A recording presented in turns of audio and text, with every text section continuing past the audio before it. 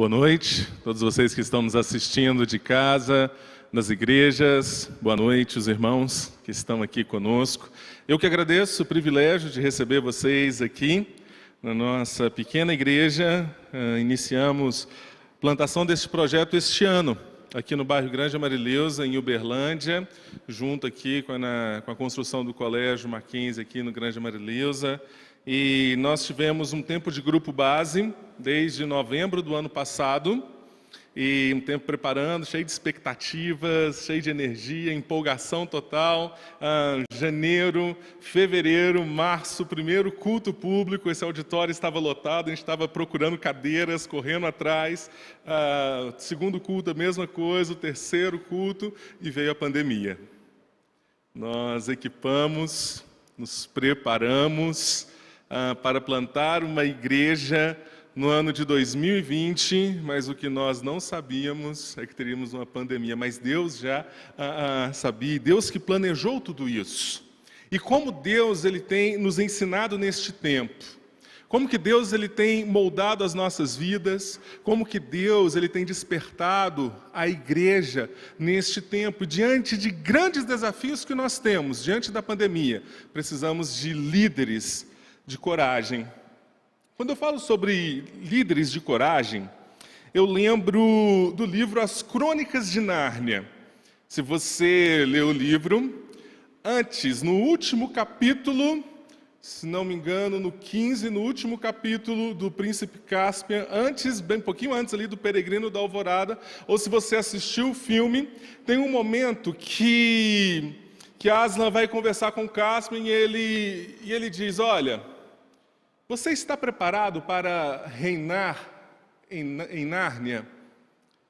Caspian, ele abaixa sua cabeça e ele pensa um pouco e ele responde: eu não sei, porque na verdade eu só sou um garoto, eu só sou um jovem, eu não sei se eu consigo lidar com esse grande desafio. O mais legal é a resposta de Aslan. Aslan ele diz: ainda bem, porque se você dissesse que tem certeza, é porque você não estaria pronto para reinar em Nárnia. Parece contraditório com o tema, falar sobre liderar com coragem, mas o fato é que, diante de grandes desafios que nós estamos vivendo neste tempo, nós ficamos amedrontados. Diante de tantas mudanças que você viveu na sua igreja, diante de tantas mudanças que nós vivemos em nossos trabalhos, em nossas famílias, é normal. Mas isso é muito bom porque nós buscamos a nossa dependência em Deus. E hoje eu quero, nessa noite, continuar falando sobre Davi. A partir lá no capítulo 17 de 1 Samuel, capítulo 17, nós vamos... Você pode deixar a sua Bíblia aberta, 1 Samuel, capítulo 17. Nós vamos passar por todo o capítulo. Eu sei que é um capítulo longo, mas nós não vamos ler todos os versículos. Nós vamos ler alguns versículos principais para a gente expor esta história tão conhecida e tirar alguns ensinamentos para este tempo, para a nossa vida, para liderarmos com coragem. Porque em um tempo onde talvez algumas pessoas pensaram que Deus se esqueceu devido às dificuldades, os problemas, nós devemos lembrar que Deus não deixou nenhum dos seus propósitos. Nenhum dos propósitos de Deus, eles podem deixar de se cumprir. E nós precisamos de líderes de coragem, pessoas de coragem para enfrentar, para trabalhar dentro desses propósitos. A partir do versículo 1, então, 1 Samuel, capítulo 17, a partir do versículo 1, a palavra do Senhor, ela diz assim: ajuntaram os filisteus as suas tropas para a guerra e congregaram-se em Socó, que está em Judá, e acamparam-se entre Socó e Azecá, em Éfas-damim. Porém, Saul e os homens de Israel se ajuntaram e acamparam no vale de Elá, e ali ordenaram a batalha contra os filisteus. Estavam estes no monte do lado da Além, e os israelitas no outro monte do lado da Quém, e entre eles o vale.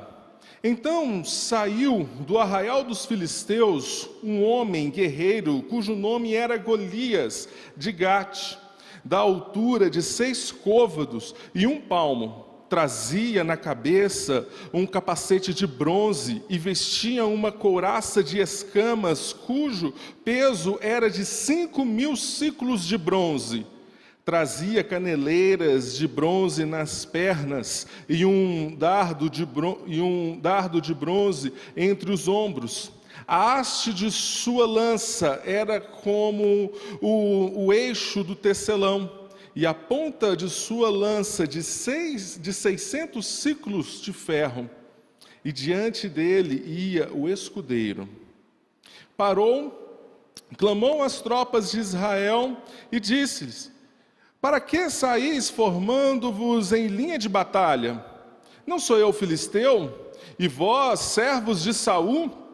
Escolhei dentre vós um homem que desça contra mim. Se ele puder pelejar comigo e me ferir, seremos vossos servos. Porém, se eu o vencer e o ferir, então sereis nossos servos e nos servireis. Disse mais o filisteu: hoje afronto as tropas de Israel. Dar-me um homem para que ambos pelejemos. Ouvindo Saul e todo Israel estas palavras do filisteu, espantaram-se e temeram muito. Senhor, obrigado por sua palavra, Pai.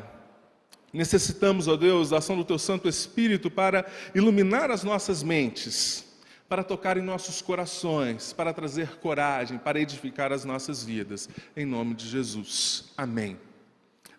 História extremamente conhecida da grande maioria de vocês que foram criados na igreja ou que mesmo que chegaram depois de grande, história muito conhecida. Eu já ouvi essa história desde pequenininho lá na segunda igreja, com a tia Márcia, com a tia Marta, enfim, e tantas outras tias. Mas eu quero trazer alguns detalhes aqui. Veja como que no primeiro bloco do capítulo 17, o autor do texto, ele se preocupa muito em trazer os detalhes de quem era Golias. Golias de Gate. Gate era uma das grandes cidades do povo filisteu. Eles tinham 5 cidades reais. Cidades onde moravam só os nobres, os mais importantes, os mais poderosos daquela época. Golias era um homem rico, um homem nobre. Tinha um escudeiro que ia à sua frente. Um homem forte, capacitado, de quase 3 metros de altura. A sua armadura, e a Bíblia é detalhista nisso, a sua armadura era feita daquilo que era mais moderno na época. E veja os detalhes. Sua altura de 6 côvados e 1 palmo, quase 3 metros de altura, 1 metro a mais, 1 metro a mais que eu, basicamente. A lança tinha 8 metros e a ponta dela pesava 7 quilos. O total do peso da armadura e de suas armas era de quase 115 quilos. O Estevão e o Nicolas, que participaram aqui do louvor com a gente, eles são atletas. Pensa você ter que correr e ainda lutar, carregando 115 quilos nas costas. Era isso que esse homem fazia. O poder de destruição de Golias era algo devastador. Porque pensa comigo, quase 3 metros, uma lança de 8 metros, uma ponta de 7 quilos. Pensa quando ele pudesse girar ou bater a distância, o raio do impacto que ele causava em suas batalhas. E durante 40 dias, este homem saiu à frente das tropas de Israel. Ele desafiava e afrontava as tropas de Israel. E qual foi a reação de Israel aqui? Quando ele diz: olha, por acaso eu não sou um filisteu? E vocês são o povo de Israel, o povo de Saul, que foi um grande homem. Se você pegar os capítulos anteriores aqui, os primeiros capítulos de 1 Samuel, você vai ver que Saul teve grandes feitos. Por que precisamos batalhar? Apenas um homem, apenas um. Mas o povo de Israel se amedrontou. Versículo 11 diz que eles temeram muito. Eles não oraram, eles não convidaram o sumo sacerdote para buscar uma direção de Deus. Eles apenas temeram. Talvez diante dos desafios da sua igreja, da sua liderança, da sua pequena UMP, ou da sua grande UMP, diante dos desafios que nós estamos vivendo, nas mudanças deste mundo, quando você liga os noticiários, nós estamos ouvindo rumores de como está crescendo a perseguição aos cristãos no mundo. Os jovens, vocês que são universitários, estão dentro das faculdades, como muitas vezes, às vezes nós precisamos até ter medo de pronunciar que eu sou cristão no meio de uma aula. Porque se eu esboçar apenas a minha opinião e dizer que eu sou um cristão, que eu sou crente, que eu penso de forma diferente, você pode ser trucidado no meio de todos os seus amigos da faculdade. Essa é a realidade que nós estamos vivendo. Precisamos de homens e mulheres de coragem, de líderes de coragem. Eu quero continuar expondo este capítulo falando a respeito de 3 pontos.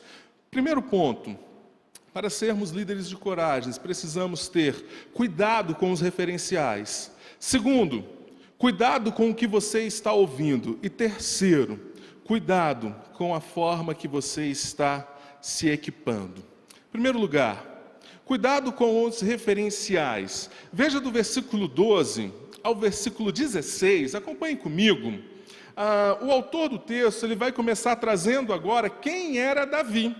Versículo 12, Davi era filho daquele Efrateu de Belém, daquele bom homem, daquele pai de família, daquele homem responsável de Belém, cujo nome era Jessé e tinha 8 filhos.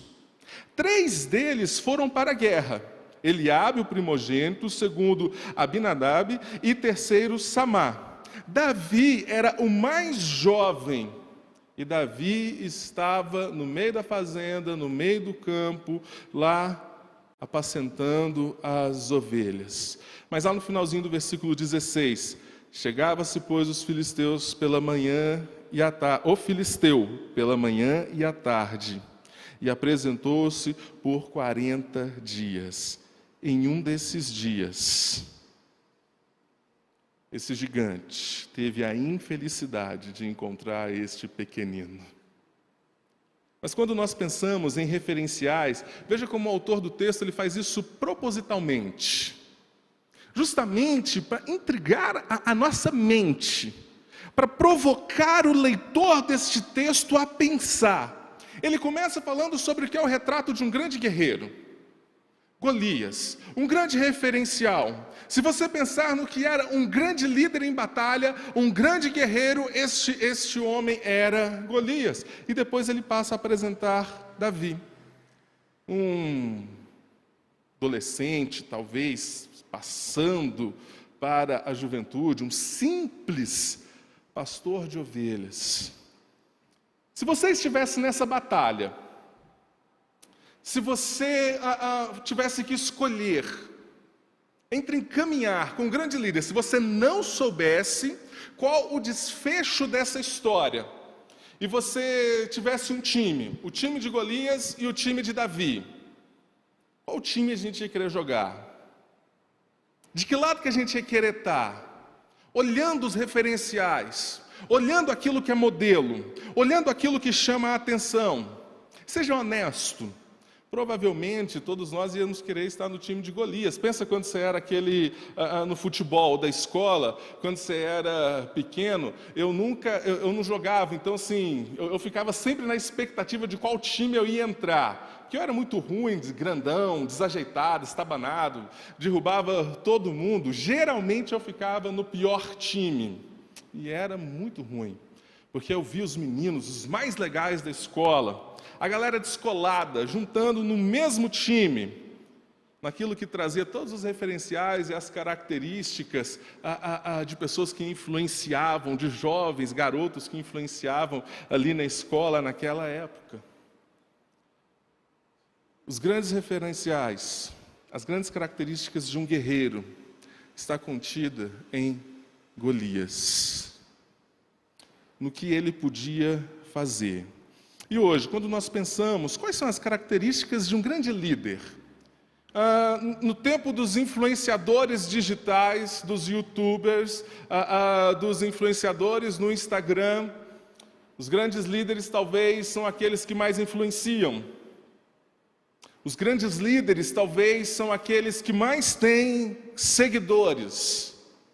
Ou os grandes líderes são aqueles que aparentam ser mais fortes, com uma postura assim imponente, no seu jeito de vestir, no seu jeito de falar, nos seus modos, ou alguém que tem um profundo conhecimento de uma área específica, um PhD em algo, um doutor em um assunto. Esse pode ser um grande líder naquele assunto, ou alguém muito famoso, que conseguiu muito reconhecimento na vida.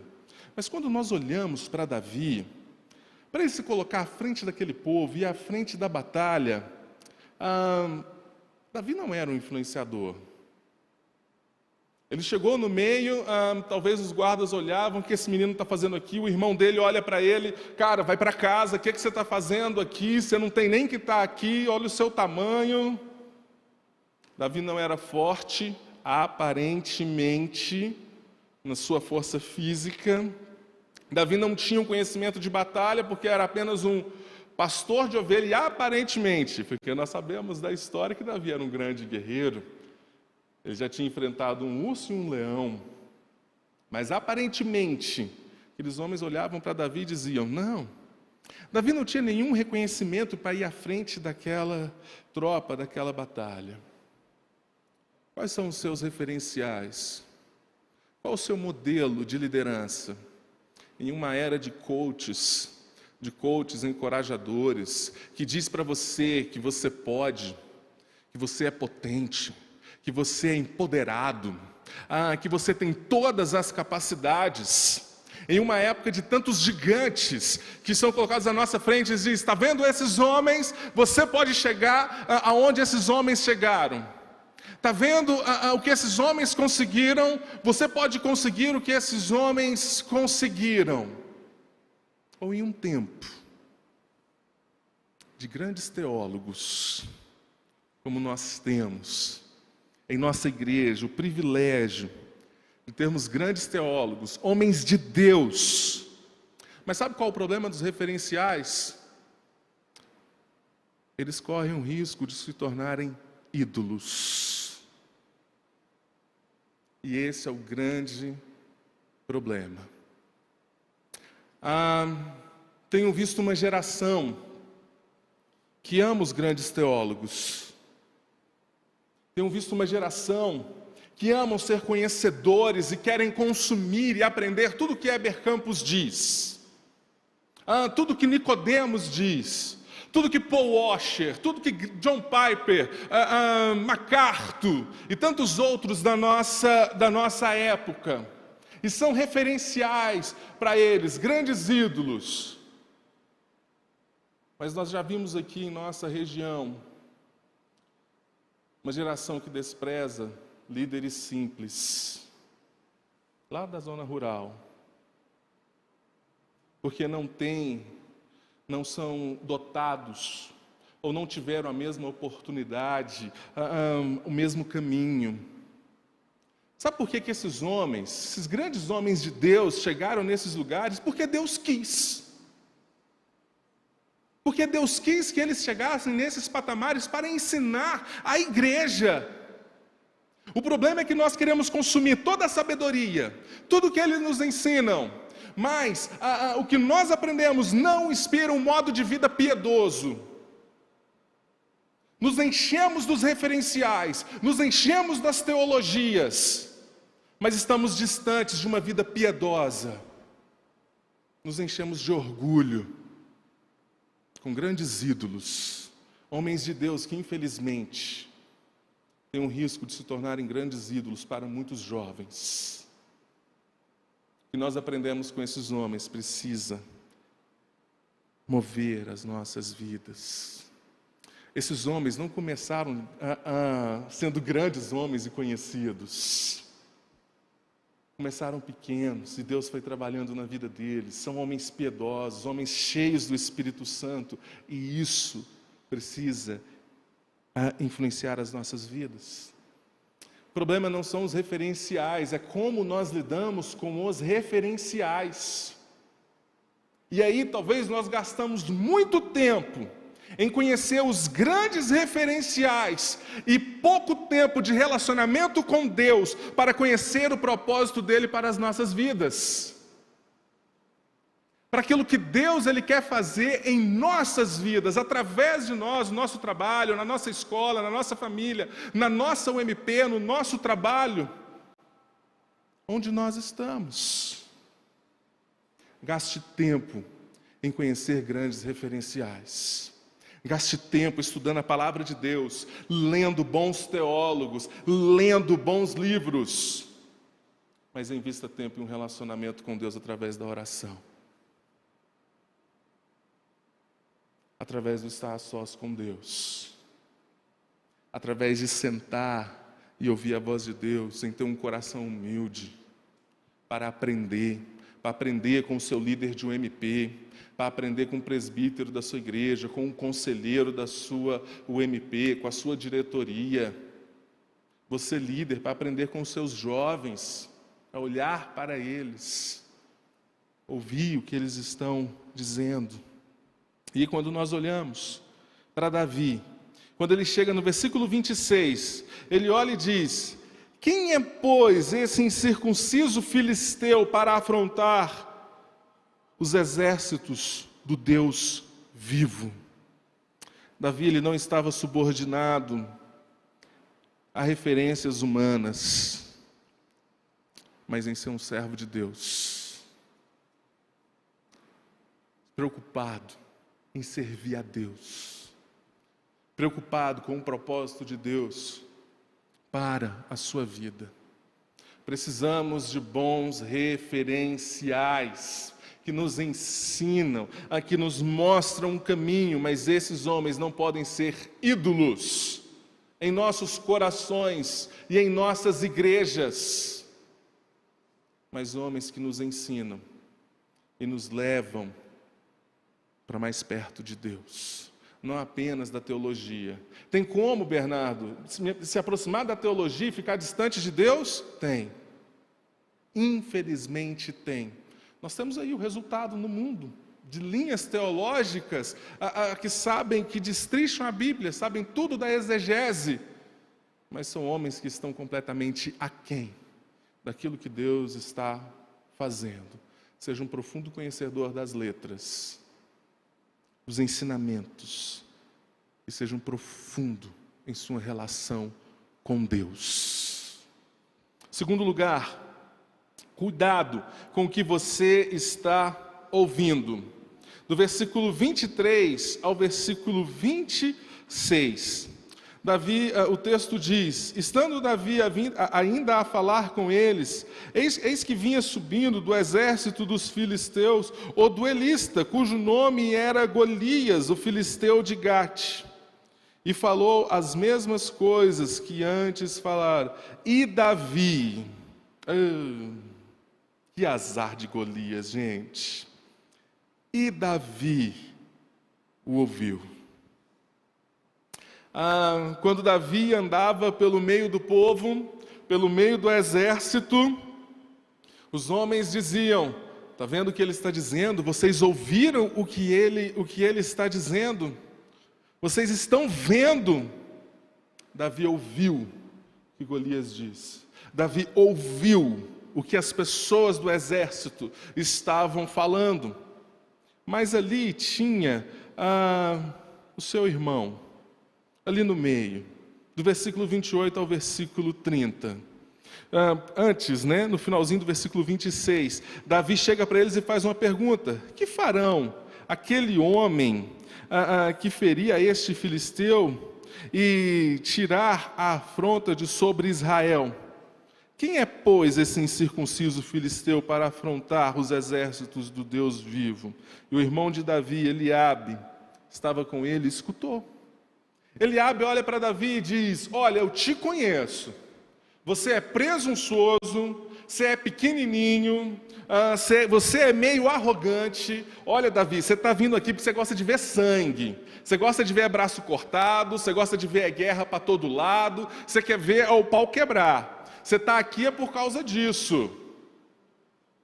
Davi olha para o irmão dele e diz: cara, você está louco? Não, você está doido? Nada disso. E veja no versículo 30. Desviou-se dele para outro lado e falou a mesma coisa, e o povo lhe tornou a responder como dantes. De um lado, a afronta de Golias, o medo dos exércitos de Israel. Do outro lado, a queixa de um irmão amedrontado. Quando nós paramos para pensar nesse retrato, o que era importante aqui nessa história? O que deveria ser importante para Davi? E o versículo 30 demonstra que ele teve essa reação. Ele olhou para o irmão dele e diz... Ele volta para as pessoas e diz: e aí, o que nós vamos fazer? Ele está afrontando o povo de Deus, ele está afrontando os exércitos do Deus vivo, ele está afrontando a Deus, o que vocês vão fazer? Davi se volta para aquilo que é importante. Davi dá ouvidos para aquilo que é importante para o momento. O que é importante para nós? Você quer saber o que é importante para você? Começa a pensar naquilo que você gasta mais tempo. No que você investe mais tempo? Conversando na sua igreja. E quando nós falamos sobre líderes de coragem, pessoas que estão à frente, nós devemos pensar quanto tempo nós gastamos investindo em coisas externas, em discutir agenda, em discutir caixa, em discutir um monte de coisas, em votar algumas situações, enquanto nós devíamos estar gastando tempo em pensar em como alcançar as pessoas lá fora, enquanto nós devíamos estar gastando tempo em pensar no que as pessoas estão dizendo a respeito de Deus, em pensar no que as pessoas estão clamando. Devemos nos preocupar com aquilo que é ordinário, com aquilo que é do dia a dia, com as atitudes, com a nossa agenda, com as nossas finanças. Lógico que devemos nos preocupar e gastar tempo e investir nisso, mas o problema é quando isso toma o tempo daquilo que é importante para o nosso propósito como igreja. Gastar tempo demais em discutir coisas que são passageiras. Certa vez eu fazia parte de um conselho, numa outra cidade, e a gente foi conversar sobre o ar-condicionado da igreja. Passamos 1h30 conversando sobre a temperatura do ar-condicionado da igreja. No final eu falei: gente, a gente tinha que estar conversando. Era sobre como alcançar as pessoas lá fora. E a gente está 1h30 gastando sobre o ar-condicionado da igreja. Pensa, quanto tempo na sua diretoria você investe em discutir esses tipos de assunto e quanto tempo vocês dedicam em oração, vocês dedicam em pensar em como alcançar as pessoas, em pensar em como dar resposta da nossa fé para este mundo. Você vai ver o que é mais importante para você, líder.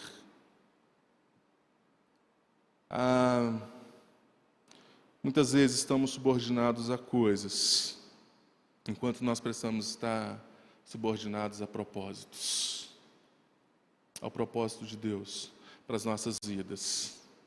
Muitas vezes gastamos tempo demais discutindo aquilo que é ordinário, e pouco tempo falando sobre aquilo que é extraordinário, falando sobre o que Deus está fazendo na história do mundo e em como nós vamos fazer parte, e em como Deus pode usar as nossas vidas, em conhecer as nossas ferramentas, em conhecer o que nós temos em nossas mãos para trabalhar, para nos engajarmos naquilo que Deus está fazendo no mundo, na sua história de redenção, em proclamar a glória de Deus. Isso é extraordinário. Extraordinário é quando o jovem que não conhece a Deus, lá da faculdade, ele passa a conhecer a Deus.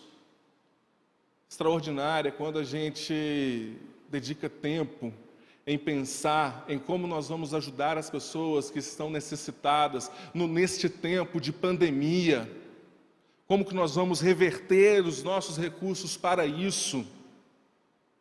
Entre tantas outras coisas que Deus está fazendo. E veja o versículo 32. Davi disse a Saul: não desfaleça o coração de ninguém por causa dele. Teu servo irá e pelejará contra o filisteu.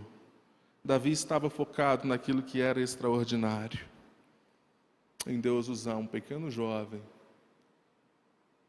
para confundir, para demonstrar a sua grande glória naquela batalha. Cuide com a quem vocês estão dando ouvidos. Existe um mundo lá fora clamando. Existem amigos clamando por conhecer a Deus. Existem pessoas necessitadas. Precisam ser ouvidas. Terceiro e último lugar, cuidado com a forma que você está se equipando. Líderes de coragem devem pensar onde estão buscando se equipar. Veja o versículo 38 ao versículo 40. Disse Saul a Davi: vai-te, e o Senhor seja contigo. Mas sabe o que é engraçado? Saul olha para Davi e diz: olha, que o Senhor seja contigo, mas espera aí um pouquinho. Pega a minha armadura, vai que. Pega a minha armadura, toma aqui, bota o meu capacete. Pega a minha espada, pega o meu escudo, pega a minha couraça. Vai que, você precisa. Vai com Deus, que o Senhor te abençoe. Mas tome aqui as minhas ferramentas. As mesmas ferramentas de Golias. Da descrição do grande guerreiro. Davi olha para Saul e diz: não, eu não consigo andar. Eu não sei viver com isso, eu não sei usar essas coisas. Porque Davi, ele era apenas um pastor de ovelhas. E ele usa coisas comuns a um pastor de ovelha. E o texto, no versículo 40, tomou o seu cajado e escolheu para si 5 pedras lisas do ribeiro e as pôs no alforje de pastor que trazia, a saber, no surrão, e, lançando mão da sua funda, foi-se chegando o filisteu. Coisas que ele usava no dia a dia do pastoreio. Coisas que estavam ali. Às vezes você olha para a sua UMP, e quantas vezes eu encontro líderes desencorajados, porque eles dizem: Bernardo, a minha igreja não tem recurso, a gente quer fazer um acampamento legal, a gente quer fazer um acampamento top, a gente quer trazer, sei lá, para vir aqui, mas a gente não tem recurso, a gente não tem dinheiro, não dá para fazer nada, não tem nada para fazer aqui. Lá na minha UMP a gente é 4 só, o que a gente vai fazer com 4 pessoas na UMP? Não dá para fazer nada. Precisamos ser líderes de coragem, porque saber que Deus, ele nos habilita em meio às coisas do cotidiano para fazermos grandes coisas com o que nós temos em nossas mãos. O que você tem em suas mãos? Quais são as habilidades que Deus te deu? O que você tem que você pode usar para o serviço daquilo que Deus está fazendo na história, para colaborar com o reino de Deus? O que você pode fazer? É importante. Nós estávamos numa série aqui na Igreja do Alto que nós dizíamos que cada peça importa. Cada um tem o seu lugar no corpo. E quando nós olhamos para a palavra de Deus, nós vemos que Deus ele construiu dessa forma. Pessoas diferentes, com talentos, com habilidades, com dons diferentes. Mas às vezes nós queremos os talentos de Golias, porque Golias é o grande guerreiro. Porque Golias é o cara que aparentemente vai ganhar a luta. É o cara empoderado. Mas a gente precisa aprender com Davi. Usar o que nós temos em nossas mãos. Veja o versículo 45. Davi, porém, disse ao filisteu: Tu vens contra mim com espada e com lança e com escudo. Eu, porém, vou contra ti em nome do Senhor dos Exércitos, o Deus dos exércitos de Israel, a quem tens afrontado. Sabe, meus irmãos, na verdade, não importa muito o que nós temos, porque Deus vai acrescentar o que você precisa. O que Davi precisava estava ali com ele. Se você precisar de recursos, meu irmão, Deus vai dar o recurso. O que você precisar, o que importa mesmo é em nome de quem você está caminhando. É para qual direção você está indo. E Deus pode usar 5 pedrinhas para derrotar os desafios que você tem à sua frente, para a glória dEle. Porque para Deus tudo tem um propósito. E é isso que nós precisamos entender. E veja o versículo 47, o grande propósito de tudo que estava acontecendo. Saberá toda esta multidão que o Senhor salva. Não com espada, nem com lança, porque do Senhor é a guerra, e Ele vos entregará nas nossas mãos. Saberá toda essa multidão que o Senhor salva. Davi entendeu o propósito de Deus. Eu estou plantando uma igreja e sempre eu volto ao assunto. Qual o propósito da igreja? Qual o propósito das nossas vidas? O que nós estamos fazendo no mundo? Quando nós olhamos para os Salmos, para o Antigo Testamento, nós vemos sempre trechos do povo de Deus, de um grande convite para as outras nações. Vinde, vamos glorificar ao Senhor. Nos evangelhos, ide, anunciai para todas as nações. Anunciai quem é o Senhor, suas grandes obras, os seus grandes feitos. Vamos anunciar para as pessoas que o Senhor salva. E este é o propósito. Líderes de coragem precisam entender qual o propósito da sua liderança. Qual o propósito daquilo que eles estão construindo junto em suas igrejas. E este tem que ser o propósito. Proclamar, anunciar a glória de Deus e a salvação em Cristo Jesus. Esse é o nosso propósito, meus irmãos. Talvez você tenha grandes ideias. Um jovem inovador, cheio de projetos para a sua UMP, cheio de projetos para a sua igreja, para a sua escola, para o seu trabalho, e você olha para a sua vida e diz: olha, eu não tenho estudo direito, eu nunca li um livro de teologia na vida. Olha, quando eu vou fazer alguma coisa, os irmãozinhos olham e falam: mas você não tem muita capacidade de fazer. Ou se não, quando você vai buscar se equipar, você não encontra os meios necessários. Entenda primeiro o propósito. Sabe o que é mais legal? Versículo mais lindo deste capítulo. Versículo mais lindo desse capítulo, eu não acho que é o versículo quando Davi corta a cabeça de Golias e leva para Saul. O versículo mais lindo é o último versículo. Versículo 48.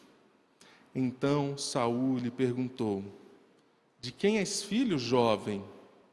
Respondeu Davi: filho do teu servo Jessé, o belemita. Filho do teu servo Jessé, o homem de Belém. as pessoas vão nos perguntar: quem é você? Quem é você para desenvolver um projeto, uma UMP, para se colocar à frente, para liderar, para se levantar, para dar ouvido para o que as pessoas lá fora estão falando, para olhar para os seus irmãos da igreja e ver o que eles estão precisando? As pessoas vão te perguntar, e sabe qual é a nossa resposta? Eu sou filho do homem lá de Belém, daquele que nasceu, viveu, morreu, ressuscitou e nos chama para a sua boa obra. A obra que Ele já realizou, que nós podemos fazer parte com Ele. Líderes de coragem, reconhecem a sua identidade de quem são filhos, para quem estão trabalhando, de onde devem buscar se equipar, como e quem são os seus referenciais. Tenha bons referenciais que te levem para mais perto de Deus, para conhecer mais, para uma vida piedosa que glorifica a Deus. Seja um líder de coragem. Vamos orar. Senhor, muito obrigado, Pai, porque nós sabemos que o Senhor não nos esqueceu. O Senhor não esqueceu de nenhum dos seus projetos. O Senhor não esqueceu da sua obra. A sua obra não parou. A sua igreja está viva e caminhando, porque o Senhor é quem sustenta. O Senhor, Pai, é o dono, o Senhor da sua igreja, do seu povo, e nós servimos ao Senhor, ó Pai. Somos teus filhos, ó Deus, e que possamos aprender do Senhor, buscar, ó Deus, nos equiparmos no Senhor, ouvir aquilo que o Senhor tem para as nossas vidas como propósito de Deus, Pai. Onde nós estamos, em cada trabalho, em cada família, em cada escola, em cada bairro, em cada UMP, ó Deus, em nome de Jesus, ó Pai, possam se levantar líderes de coragem, que amam ao Senhor, que amam a sua palavra, que amam, Deus, conhecer com mais profundidade a sua palavra, que amam ouvir homens de Deus para aprender mais com eles, como andar com o Senhor, como viver para a sua glória, ó Pai. Jovens, ó Deus, que vivam de forma piedosa, crentes no Senhor, ó Deus, que são capacitados, Deus, cheios do Teu Santo Espírito, ó Pai, para enfrentar os grandes desafios que nós temos à nossa frente, ó Deus, neste mundo, Pai, que caminha, Deus, por um caminho muito preocupante, caminha por um lado, ó Deus, mal. Nós sabemos disso, porque a Sua palavra nos diz, ó Deus, mas que em nome de Jesus, levanta líderes, homens e mulheres de coragem, que estão atentos aos propósitos do Senhor, que são conhecedores da Sua palavra, que têm um profundo relacionamento com Deus, Pai, em nome de Jesus. Amém.